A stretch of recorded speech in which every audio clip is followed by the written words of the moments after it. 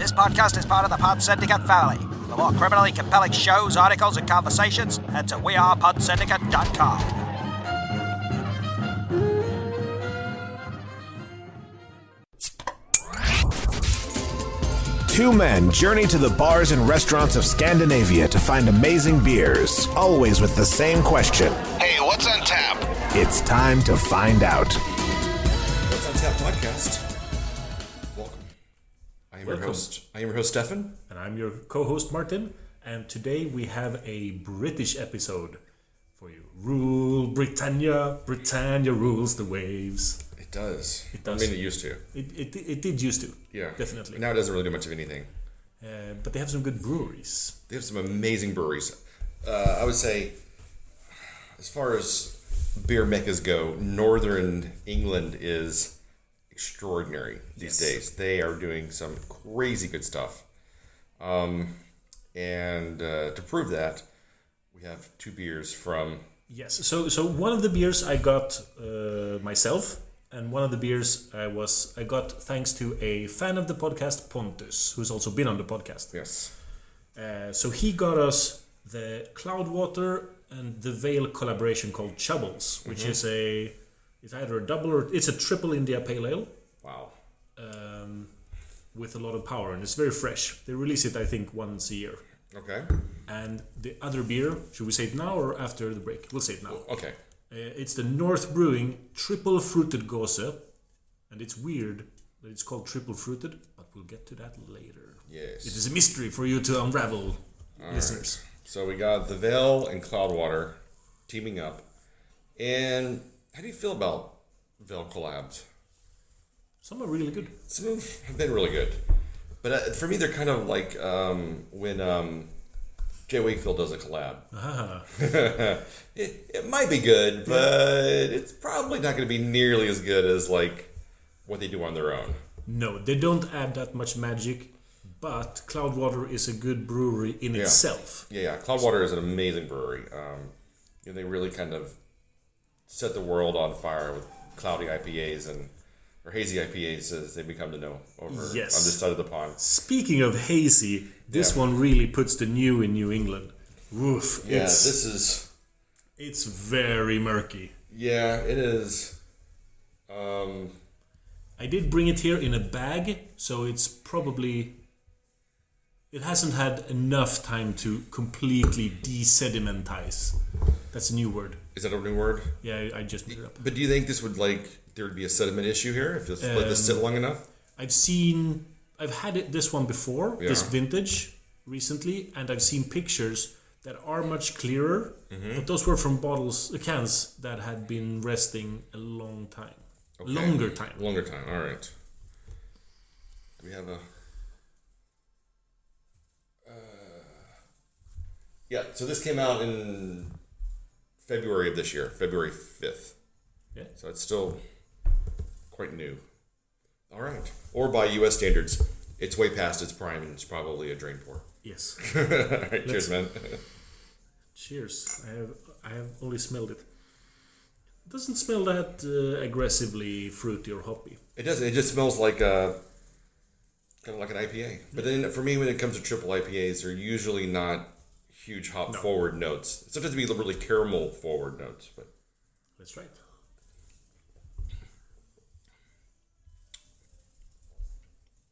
It's very smooth, very drinkable, just a little boozy. Yes, on the front. I almost used the word effervescent. It really bubbles on the tongue, which then turns into alcohol notes. Yeah, I would say this has got really good head retention. It's very, I think effervescent is a good way to describe this because it's got a really good carbonation and the little micro bubbles in there are quite amazing. I think the mouthfeel on this is really impressive. It's very rich. And the can, underneath the name Chubbles, there's a long list of ones and zeros. It's binary. And while Stefan waited before we started this episode, I as an idiot, entered all of these ones and zeros into a binary converter. And it says Chubbles. They put it there only to mess with nerds. Yep. So like, look how some idiot's going to go in and... they know that they know that we're going to enter. They know that we're going to find out what they are. So we were talking about... So Cloudwater is from Manchester. Are they part of the beers that are called something like NLM, MLN? There's 3 breweries that make 3 or more collabs that are these 3 letters combined. So it's Leeds, Manchester, and Newcastle, I think. Yeah, I don't think they are part of that group. I think it's... So it's another Manchester brewery that does it. I know that the M is Manchester. Yeah, is it... what the package that peels? Wylam's is probably one of the 3. I think it's Wylam's. I think it's Northern Monk, maybe. Northern Monk, Wylam's, and that's probably it. There's one more. I don't remember what the third one is. But just like you say, this area of Britain has a good concentration of really quality brewers. Oh yeah. And I mean, this Chubbles it's a good beer. It is not the best IPA in the world. No. And it's actually not as good as the last time I had it. Yeah, I mean, it is a couple months old at this point. Or no. It's about a month old, a month and a half. This depends on when this episode airs. Yeah, but at any rate, I think because it's such a high ABV, you're not getting those super, like, rich hop notes on it, which I think it's kind of sad. I wish it had more of a hoppy flavor to it. Yeah. Or a little hop burn even would be nice. But I mean, it's a very easy to drink. It's very tasty. But by looking at our glasses, it is very drinkable. Yeah. We usually sip, and this has been gulp, gulp, gulp. Yeah. I mean, this is another one of those where you could easily drink a can of this and not realize it was 10%. Yes. And then wonder why you're so drunk all of a sudden. Yeah. But that's an indicator of quality for me. Yeah. It's a very well-made beer. Yeah. But is it an exciting beer? Or is it a particularly interesting beer?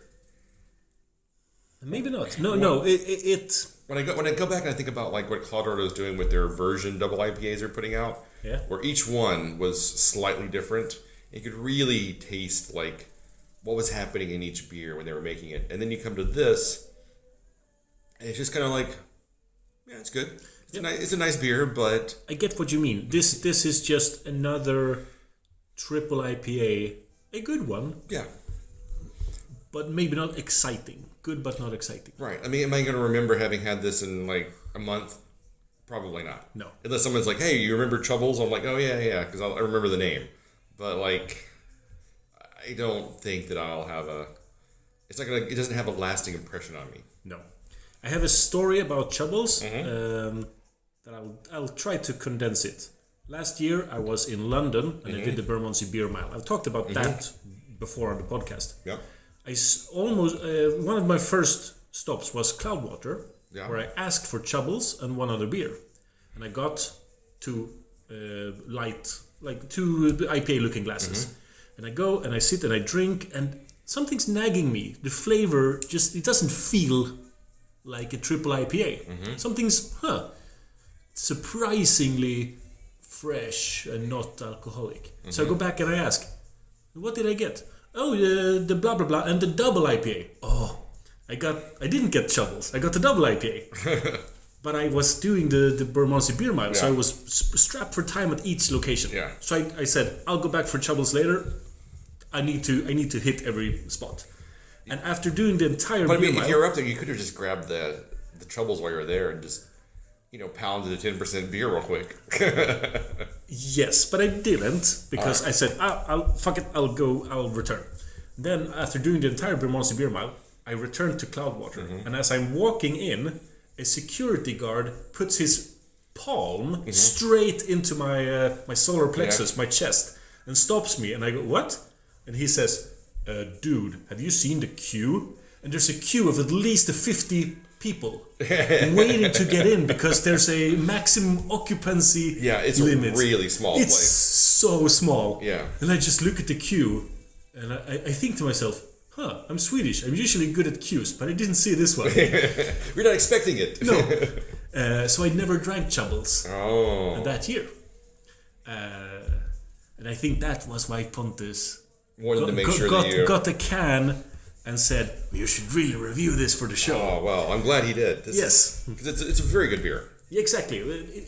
All beers don't have to be exciting. Some just need to be good. Yeah. And I don't regret drinking it.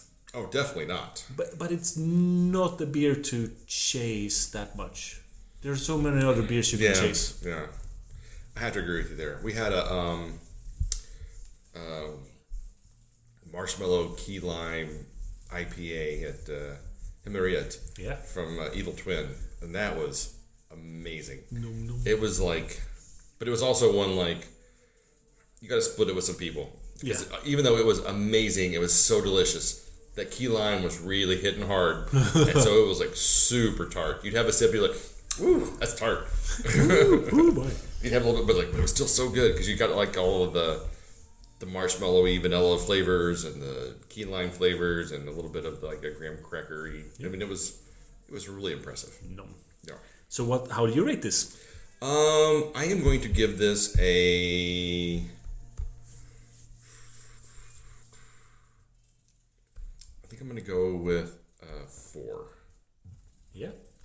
Last time I had it, I gave it a 4.75. Yeah. But it was much. It wasn't as murky. It actually wasn't. I'm giving this. It's a strong 4.25. It's almost a 4.5. So? Almost, but it's. See, I think it's just missing those flavor components to make me want to give it a higher rating.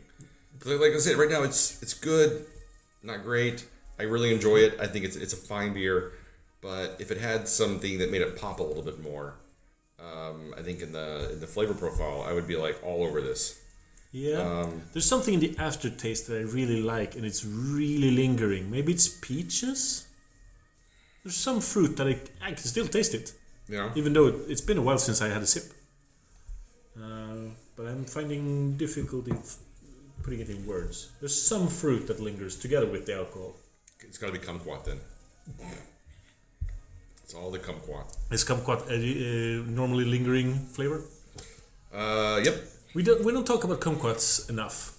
Most people don't, and it's a real shame in our society today that kumquats have been relegated, marginalized to the outer limits of discussion. When really, you should be having discussions about kumquats every day. Every beer should contain kumquats. Well, that's like crazy. I don't know about every beer, but I would say like kumquat imperial stouts. 30% of them should kumquat in there in some way. Probably. So before we get to the next beer, let's actually cut for a small commercial break. Please don't go anywhere.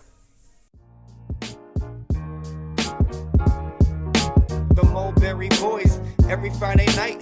On the show, you better know they keep it tight. ETL is back and the J-Strom's in the zone. Introduce the co-host, he doesn't do it alone. PCZ is about to hold court. You know he's on the headset, you can hear him snort. Pop culture, movies, TV shows, and games. Rotten Tomatoes, reviews, news, and Blu-rays. Foggy don't play around, he will bust a drop fast. Welcome to the Entertainment Landfill Podcast, the Jason and Steven Show. It's the Jason and Steven Show. What? The Jason and Steven Show. It's the Jason and Steven Show.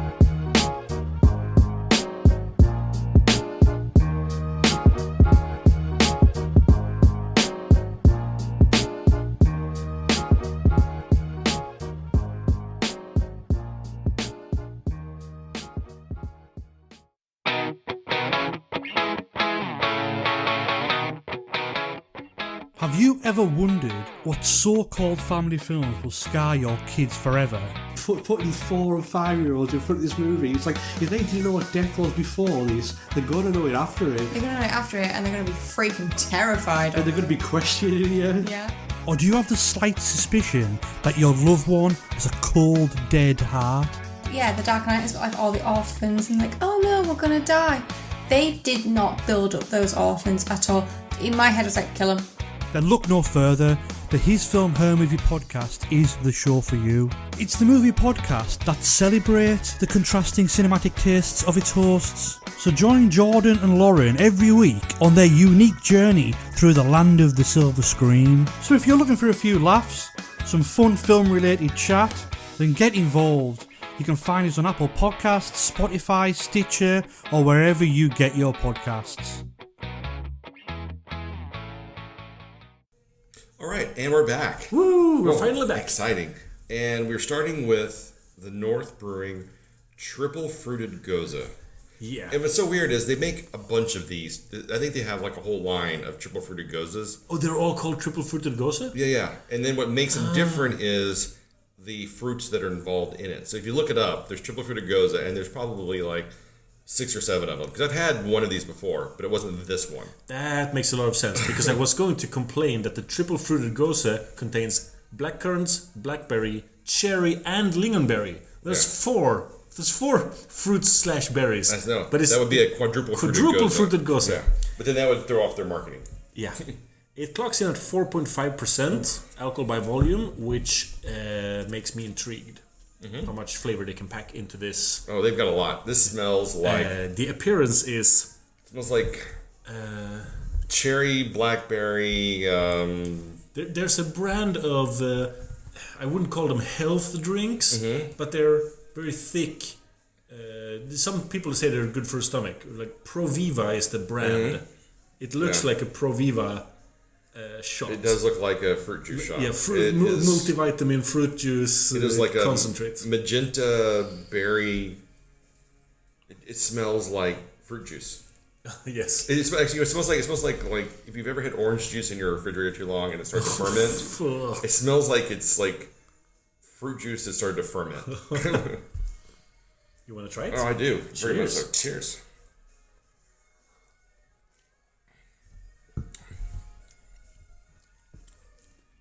Oh, that is tart. And thick. Surprisingly thick for 4.5%. Yeah. So I got this from the Mikkeller Beer Club, but I'm pretty sure I've seen it around in web shops and stuff. Yeah, I'm pretty sure. It's definitely not an exclusive. No, I think they had it at the McKellar and Friends bottle shop. Yeah, I wouldn't be surprised. Yeah. It's pretty good. I don't know if I can identify all of the fruits. No, I get cherry in the back flavors. And I think a lot of the tartness is hitting from that lingonberry, yeah. Lingon blackberry combo. Blackcurrants, they're not usually my favorite berry. Yeah, I think blackcurrant here is probably working like a flavor enhancer to make the blackberry and the lingon pop more. Maybe. Because lingon is always quite sour. I think that might be where the sourness of this is really coming from.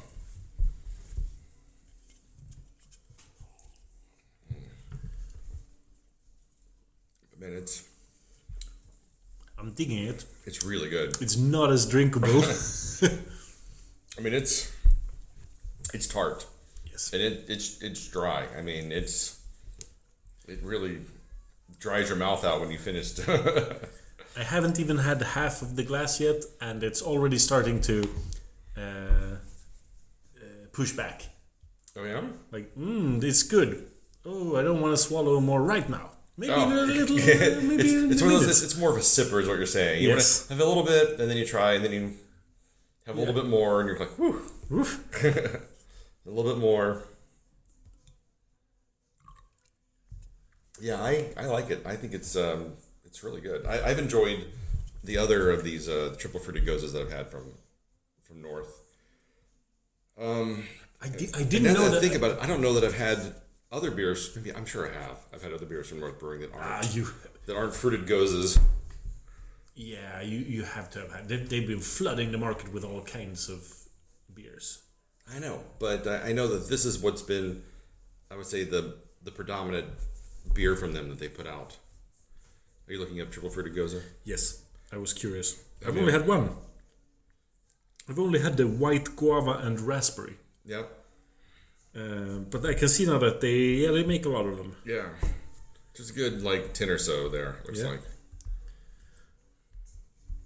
Huh. And they all rank pretty high. I mean, they're all crowd pleasers. I like when breweries do series of beers like this. Yeah. I've always liked that. The first one that really sticks out in my memory is Mikkeller's single hop series. This is 2011 that they made their first single hop series. And at that time, it felt really fresh and new. We were like, what? They're going to release, it was something like 17 different beers with the same recipe? What? Yeah. Just with different hops. I think it's fun. I mean, I think it's super fun. And I was like, a brewery like Mikkeller can take that chance and can put out a bunch of these different beers and, can really experiment with the style and try things. And I think, you're seeing that more and more now. Mikkeller's done it a couple of more times with IBUs and water profiles and yeast profiles. I know that... they did several years, different yeast profile beers. I know Northern Monk does a yeast profile series too. And even Malmö local Hasse Fasad has a yeast series. Really? 5 or 6 different saisons with different yeast. That's pretty cool. Yeah, but it was only at Bishop's. Well, of course. Yeah, naturally. But yeah, so I like to see that the breweries are just, they've got their base recipe down and they're just experimenting with ways to push it and change it and update it. It's kind of fun and exciting. And in this particular case with North Brewing, they've figured out the formula pretty well. Yeah, I know you have a large cellar of Mikkeller Spontan series. I do. I got a lot of those. And those really fit this description of like a series where let's just change the fruit. Yeah. You start drinking those. I've been collecting for years. And I have no idea why. I just have a bunch of them now. But I guarantee you I've tried all of them at one point, I think. Yeah. But I just I've tried this. I just put it back in the closet and forget about it. And that's how every collection like that starts. You buy 1 or 2, and then you get them at the bar, and you go, oh, then I don't need to drink the bottle I have at home. I'll keep it. Then you buy some more. That keeps happening. And then all of a sudden, if you were to drink 1 of the 10 plus, then you would break the series. And honestly, I'm not even really sure how I have the ones that I have. I don't maybe they've come out of System It, or I got them in a beer mail or something. In a beer mail, or something, because I know I've got a lot of them, but I legitimately have no recollection of ever purchasing one. Except they're like guinea pigs in my closet. They're just breeding out of control. But I bet I've got at least 10 or 11 in there. I almost broke down and bought because they did that vintage Spontan vintage series that they put out. And I was like, oh, I kind of want to get that because there were a couple of them I hadn't tried. Yeah. But then I tried the Spontan fig and I was like, I'm good. The fig? Yeah. That one was good. Yeah, it was. But I was but you don't need to buy it. Right. That was the one I was really interested in. But then I tried it at the Waldell. I get it. The Bachhaven festival, and then I was like, you know what? I don't have to buy those now. I'm good. I thought you meant that you tasted it and you were like, no, that wasn't tasty. I will skip them. But now I get it. Yeah. It was good, but at the same time, I was like, I don't need to buy more of these. No. And I don't intend to buy more, but yet I still end up with them somehow. Keep adding up. I know. So what I'm going to do is we'll do have some people over and I'll just bring them all out. Yeah. And then people are like, not another one of these. I'm like, yes, you'll drink this. More. I'm getting an ulcer. Yes, you are. Good. More Spontan lemon and yuzu. Oof. Ooh, Spontan lemon is... It's harsh. It's rough. I think Spontan yuzu is also pretty rough. Yeah. I'm not a big yuzu fan, but yeah, they keep putting it in beers. Yep. I'm gonna give this... Maybe it's low, but a 4. Yeah, I think it's also a 4. Maybe it's a combination of berries. You know what? You know how this beer can go from like a 4 to a 4.25? How? Drinking in the middle of the summer. Probably. Because then you'll be like, oh, it's so refreshing and the berries are so delicious and you're going to be like, amazing. Yes. But here in the wintertime in Sweden, it's still a really good beer. But I think on a warm summer day, it would be like, oh, yeah, this is really, really going where I need it to go. You know what? I think the cherry is weighing it down. I might be a little bit tired of cherry in beer. It's not one of my favorite additives because it's either... I think if you get the pits and the skins in there, it becomes a more interesting cherry flavor. Yes. You get more of that kind of cinnamon pie kind of flavor. Where if it's just like the raw cherry juice, it's not as interesting, I don't think. No, it's been done too many times. Yeah, I would say I'm kind of with you. I don't think the cherry is really adding much, but I don't hate that it's there as well. All right, so yeah, I think we go give this a 4. So you can find us online at what'sontappodcast.com, YouTube, Facebook, Instagram. Microfiche. Microfiche, yes. If you go back and you look in the archives, you'll find the Microfiche edition. We are Pod Syndicate, and wherever you find quality podcast online. So until next time, keep drinking, you dum-dum.